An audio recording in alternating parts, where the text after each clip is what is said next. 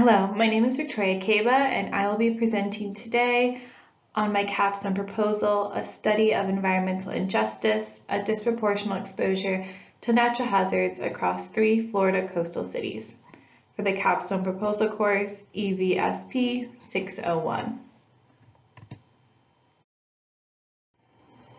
The thesis will research which type of correlations exist between socially vulnerable populations and natural hazard risk among 3 of Florida's largest coastal cities.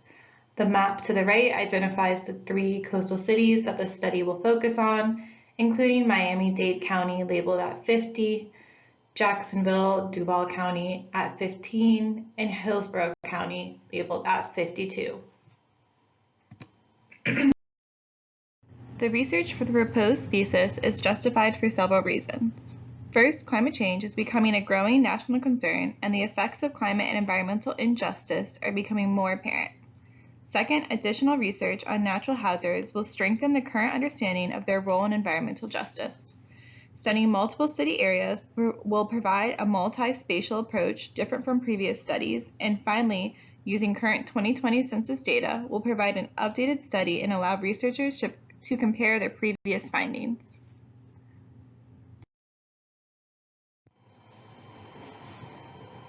The overall goal of the thesis will be to determine the correlations that exist between each of the natural hazards, urban heat, flood susceptibility, and hurricane risk, to population demographics among 3 of Florida's coastal largest cities, which were identified in the previous slide. Based on previous research as well as additional outside findings, it is believed that the more vulnerable characteristics a population possesses, the more at risk the population will be for exposure to environmental hazards. A little background on environmental justice. The movement originated in the 1960s and continued to grow throughout the 1980s in correlation with the environmental conservation movement as well. In the 1980s, the EPA established the Office of Environmental Equity, and today the EPA has recently identified environmental justice as a top priority in its 2020 Environmental Action Plan.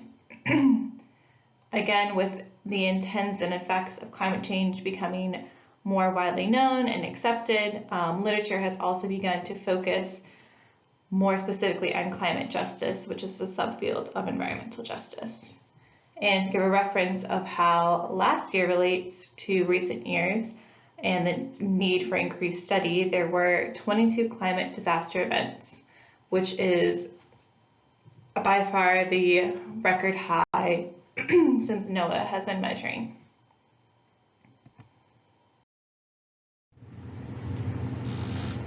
Data for research will come from 2 primary sources. First is the American Public University System Library for literature review as well as prior research.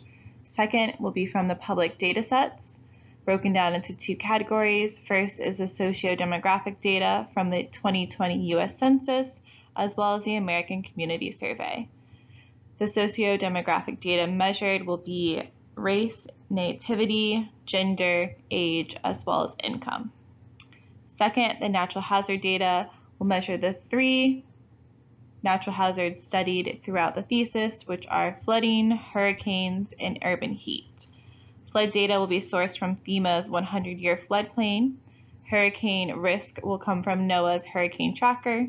And finally, urban heat data will come from NOAA as well in the form of land surface temperature measurements, also known as LST.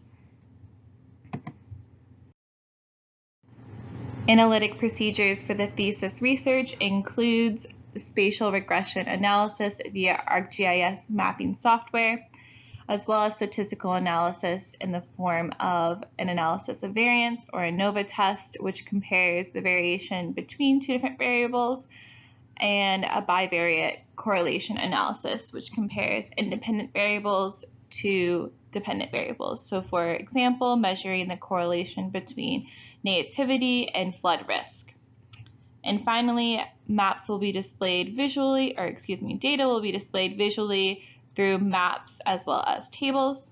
Maps will be in the form of stacked maps in order for the to make it easier for the viewer to read, as well as tables in the form of a table for the socio-demographic data, as well as a table of all the analysis and data that has been used, so that way the viewer is able, or the reader is able to track it efficiently throughout the paper.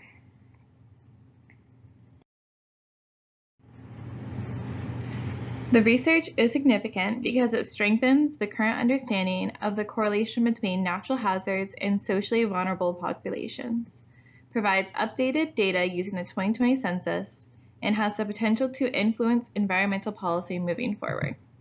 The World Health Organization, also known as WHO, has estimated an additional 250,000 deaths each year between 2030 and 2050 due to climate change. Therefore, it is imperative now more than ever that environmental justice as well as climate justice issues become a primary focus of research and environmental policymakers going forward. Thank you.